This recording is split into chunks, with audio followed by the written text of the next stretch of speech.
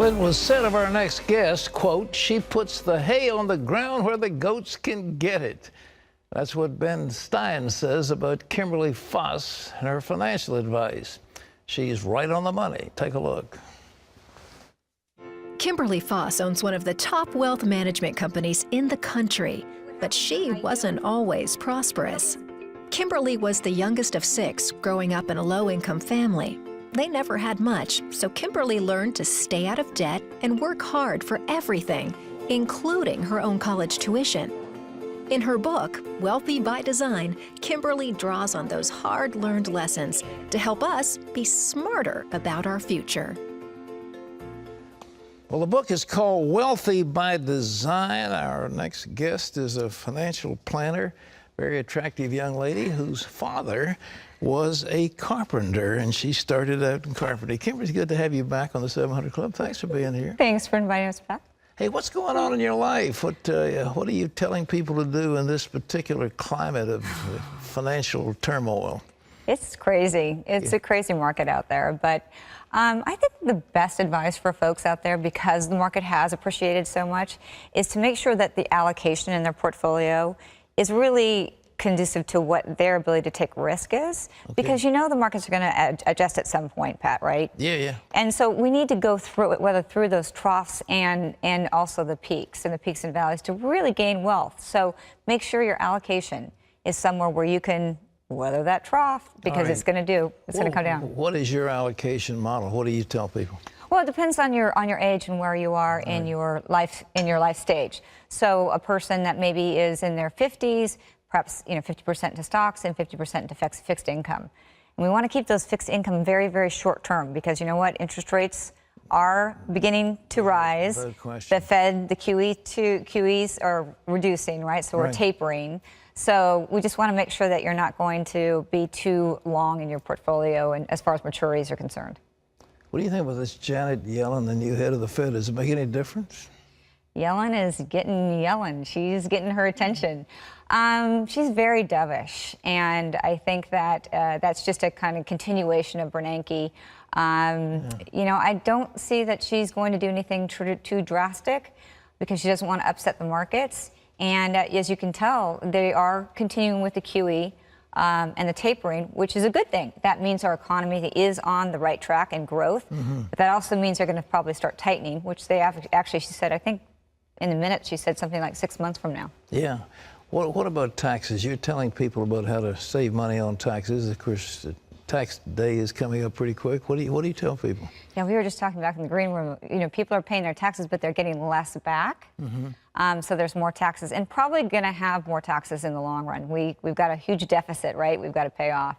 So, you know, I just tell the folks, just do the normal things that you can do. You know, obviously, your 401k, you had to do that last year, but your IRAs, $5,500 if you're under 50. If you're over 50, another $1,000. But other things like HSAs, home health savings accounts, you can put up to $6,425 per family, and you can put that in for your health savings account and deduct that to kind of offset those, medical expenses. Your employer has to have a health saving account available or not? No, you can do your own health savings account. You don't have to go through an employer necessarily, but that, like a Blue Shield or something like that, has to have an ability to have the health savings. So like Blue Shield, I believe, goes through Wells Fargo.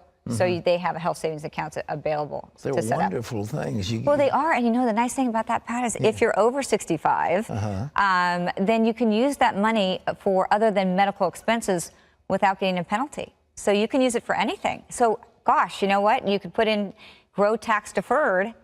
It's kind of like another IRA, so to speak.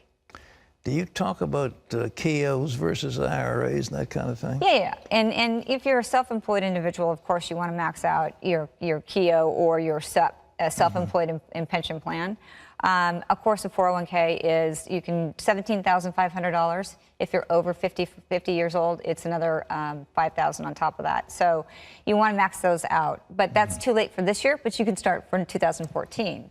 And another way too, some folks are your medical expenses. You can deduct up to 7.5% last year over your AGI. That's going up to 10% unless you're over 65, and it's still 7.5.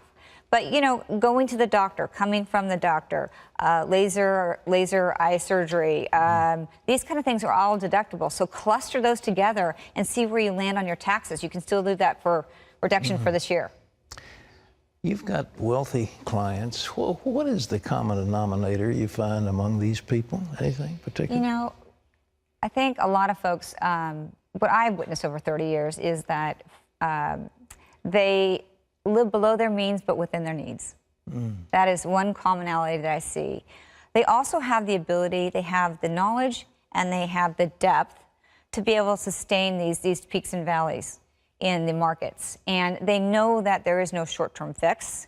They know that their long-term wealth accumulation is really how we build and we maintain wealth. So they're able to weather through these difficult times. So they're not plunging and doing speculative things. No, I mean speculation is short term. Yeah. Speculation, long term wealth accumulation. So you don't want to fall victim to the greed of the market or the fear of the market. And this year, I think people are a little bit tentative because we've grown so much last year. But I still think that we have room to grow in this market. ICI.org, we still have $2.64 trillion in money market, Pat, earning 0.001%. There's still a lot of money on the sidelines. It's got to go somewhere. What about the Buffett plan? Do you tell your clients that maybe you use him as an example, or Ben Grimm, or any of these noted gurus? Yeah, I mean, Warren Buffett is obviously completely successful and has gained wealth in kind of the old-fashioned way too, right? Investing in good quality, good, strong balance sheets, dividend growth companies. Exxon is one of those that I'm talking about, and it's got a 2.6% yield on it. It's got good appreciation. It's got good income. It's an energy. We're going to need this.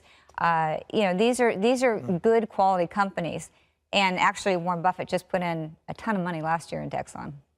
Did he into Exxon? He did, into Exxon. Well, he bought the railroad, which was a big deal. So there's a tick for Exxon.